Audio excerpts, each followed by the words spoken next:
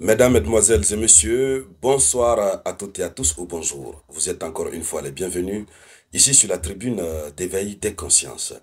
À la une de l'actualité internationale, les pays baltes, principalement deux pays baltes, ont adressé une lettre. Ces deux pays ont notifié quelque chose à l'ONU. Cette chose qu'ils ont notifiée à l'ONU, c'est la preuve que l'OTAN et ses alliés s'apprête, mais sérieusement et conséquemment, pour les années 2029-2030, à la confrontation avec la Russie. Et ça sera irréversible, parce que sur tous les plans, ils sont en train de se préparer. Je vous le dis.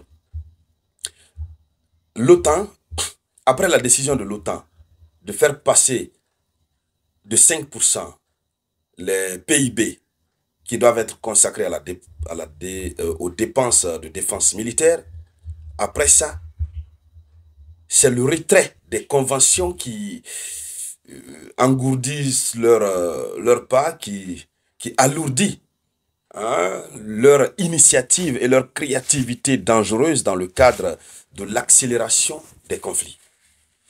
Oui, telle que la convention d'Ottawa. C'est une convention sur les mines antipersonnelles.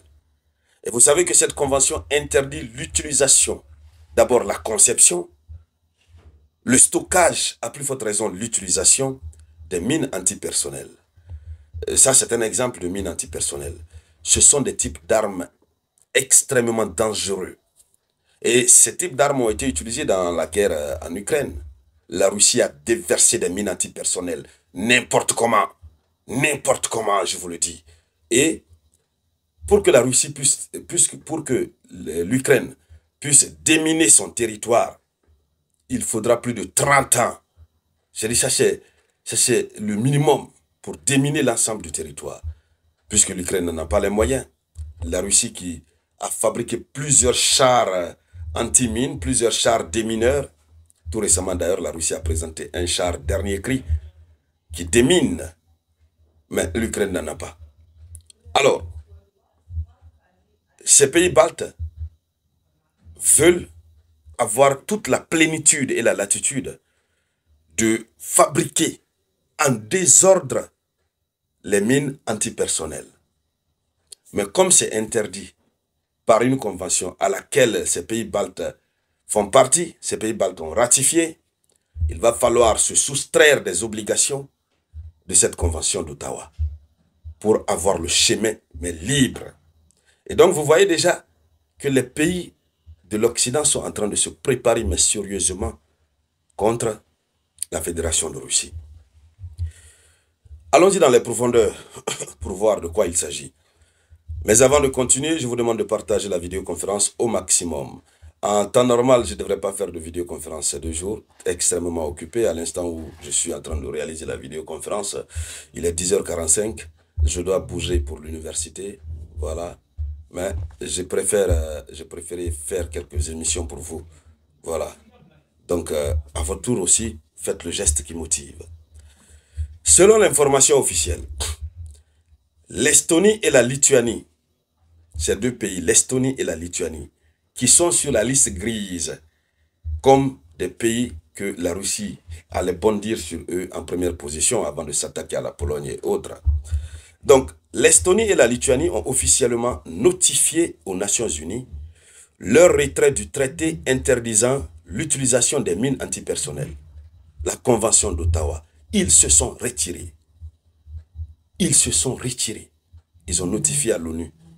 Nous, on n'est plus dans ça.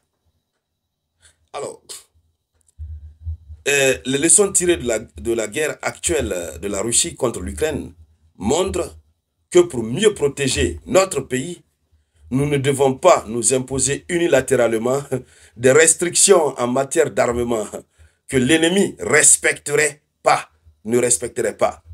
Voici ce qu'a déclaré le ministre estonien des Affaires étrangères. Regardez même la rhétorique utilisée. Maranatha, regardez la rhétorique utilisée.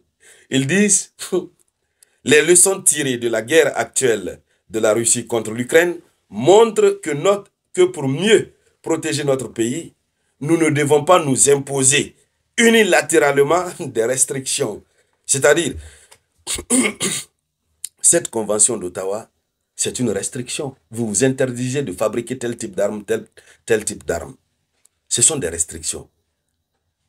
Alors, mais est-ce que ce sont eux seuls qui se sont imposés cette restriction? La réponse est non.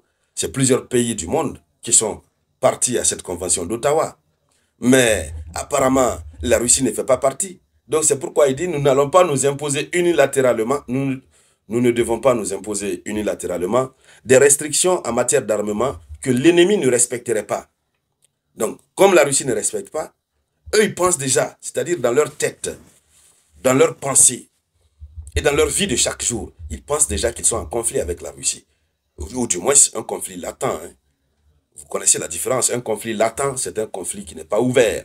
C'est un conflit où on ne fait pas de gadao, gadao, gadao. C'est un conflit, chacun se regarde comme, chacun regarde l'autre comme ça. Voilà. Maintenant, donc eux, ils pensent qu'ils sont en conflit avec la Russie. Et ils disent même que la Russie n'est pas en train de respecter cette convention. Donc eux aussi, ils se retirent parce que l'ennemi n'est pas en train de respecter.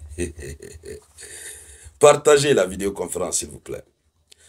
Donc ce ministre a souligné que quitter la convention d'Ottawa donnerait à l'Estonie une plus grande flexibilité dans le choix des systèmes d'armes, des moyens et des solutions nécessaires au renforcement des capacités de défense du pays. Oui.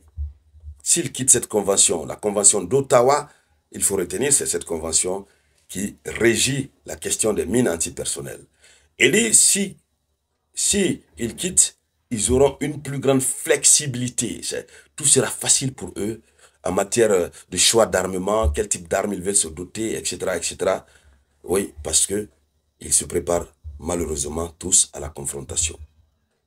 2029-2030, l'année qui a circulé dans les rumeurs des différents rapports, on ne va pas dire rumeurs, dans les différents rapports qui présagent que la Russie va s'attaquer à l'Occident en cette période. Bon, ce sont des simples paroles qu'ils sont en train de dire, voilà, mais en réalité, s'ils ont raté l'affaire de l'Iran là, c'est qu'ils ne pourront plus. Le reste, ce sera du poloco plaka. Guerre de 12 jours, parfois 30 jours, et puis ça passe. Donc, la Lituanie, ça c'était l'Estonie. Cette fois-ci, la Lituanie aussi a notifié officiellement à l'ONU son retrait de la Convention d'Ottawa. La Lituanie ne se fait aucune illusion. La Russie de Poutine constitue la plus grande menace existentielle à long terme pour l'Europe. Elle mène la guerre pour atteindre ses objectifs politiques, compromet la stabilité par le sabotage et se prépare à une longue confrontation. Voici ce qu'a écrit le ministre lituanien des Affaires étrangères, Burdis. Donc, eux disent clairement, ils se retirent. Pourquoi? Parce que la Russie de Poutine, pas la Russie d'une autre personne, mais la Russie de Poutine est la plus grande menace existentielle. Quand on parle de menace existentielle, c'est la menace qui, on va faire la redondance, la menace qui menace l'existence même.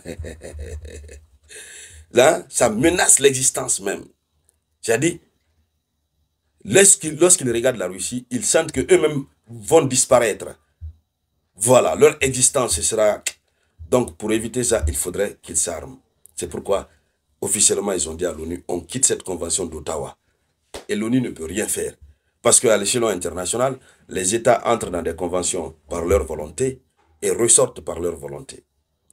Et donc, mesdames, mesdemoiselles et messieurs, c'était ça la une de l'actualité internationale. Merci donc de la partager au maximum. Je vous reviens tout à l'heure avec de nouvelles actualités. C'était La Voix